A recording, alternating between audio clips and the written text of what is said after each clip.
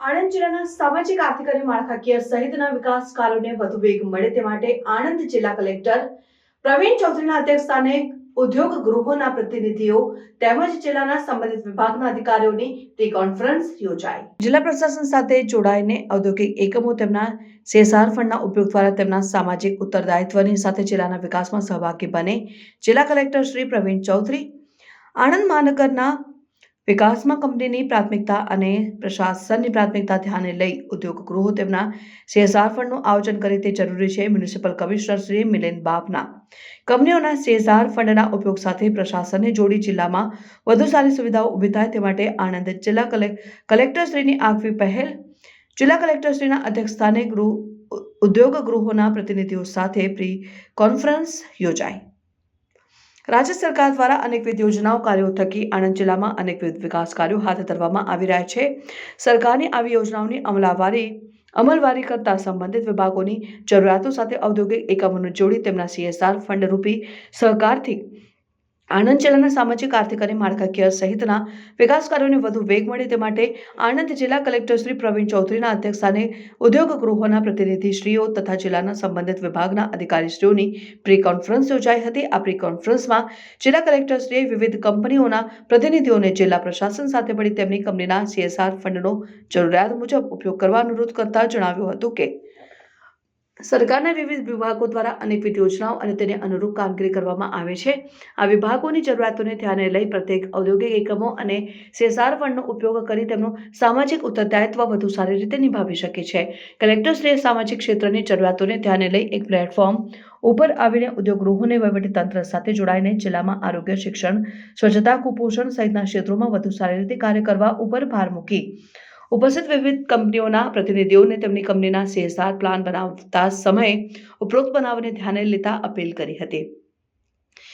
Pre કોન્ફરન્સમાં આણંદ મહાનગરપાલિકાના municipal commissioner Shri Milind બાપનાએ Anand મહાનગરના વિકાસમાં કંપનીની પ્રાથમિકતા અને પ્રશાસનની પ્રાથમિકતા ધ્યાને લઈ ઉદ્યોગ ગૃહો તેમના CSR ફંડનું આયોજન કરે તે જરૂરી છે તેમ જણાવી ઉદ્યોગ ગૃહોને તે મુજબનું CSR ફંડનું આયોજન કરવા અનુરોધ કર્યો હતો। તેમણે આણંદ મહાનગરના વિકાસ માટેની તત્પરતા દર્શાવી તેમાં કંપનીઓને સહભાગી બનવા જણાવ્યું। આ તકે મ્યુનિસિપલ કમિશનર શ્રીએ કંપનીઓના પ્રતિનિધિઓને જિલ્લા પ્રશાસનના અધિકારી શ્રીઓ સાથે મળી તેમની કંપનીના આગામી નાણાકીય વર્ષના CSR ફંડનું આયોજન કરવા પણ જણાવ્યું। પ્રી કોન્ફરન્સમાં ઉપસ્થિત ડિસ્ટ્રિક્ટ ઇન્ડસ્ટ્રીઝ કોન્ફરન્સ 2025નો એજન્ડા રજૂ કરવામાં આવ્યો, જ્યારે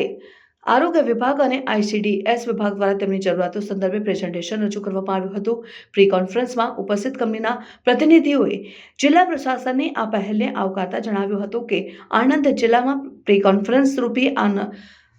નવતર પહેલ પ્રથમવાર થઈ છે। પ્રશાસન અને ઔદ્યોગિક ગૃહોના સહકારથી આગામી દિવસોમાં આ ક્ષેત્રે વધુ સારું કાર્ય થઈ શકશે તેમ પણ તેમણે જણાવ્યું। આ પ્રી કોન્ફરન્સમાં જિલ્લા વિકાસ અધિકારી JV દેસાઈ, નિવાસી અધિક કલેક્ટર RS દેસાઈ સહિત વિવિધ કંપનીઓના પ્રતિનિધિઓ ઉપસ્થિત રહ્યા હતા। આજરોજ આણંદ જિલ્લાના વિવિધ ઉદ્યોગો સાથે જે ઔદ્યોગિક એકમો આણંદ જિલ્લામાં કાર્યરત છે આવી ઘણી બધી સંસ્થાઓને આમંત્રિત કરવામાં આવ્યું હતું અને જે લોકો આવ્યા છે આ CSR અંગેની એક પ્રી કોન્ફરન્સ ઇન્ડસ્ટ્રીઝ સાથે ઉદ્યોગો સાથેની એક પ્રી કોન્ફરન્સ રાખવામાં આવી છે,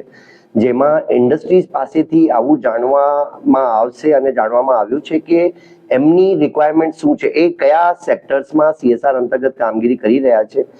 એક ડિસ્ટ્રિક્ટ એડમિનિસ્ટ્રેશનની જિલ્લા વહીવટી તંત્રની રિક્વાયરમેન્ટ સાથે કંપનીઝનો CSR એક્સપેન્ડિચરને કઈ રીતે અલાઇન કરી શકીએ આ માટેની આખી કોન્ફરન્સનો ભવિષ્યમાં આયોજન કરવાના છીએ।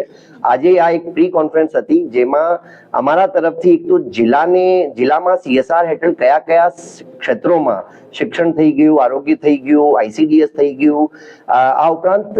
લેક ડેવલપમેન્ટ થઈ ગયું, જે તળાવોનું ડેવલપમેન્ટ છે, આ પ્રકારની અમારી પ્રાયોરિટીઝ અમે ઇન્ડસ્ટ્રીઝ સાથે સાझा કરી છે। ઇન્ડસ્ટ્રીઝ તરફથી ખૂબ સારું પ્રતિભાવ મળ્યું છે અને હવે એક એક્સરસાઇઝ પણ એમને કરવા આપી છે જેનાથી એ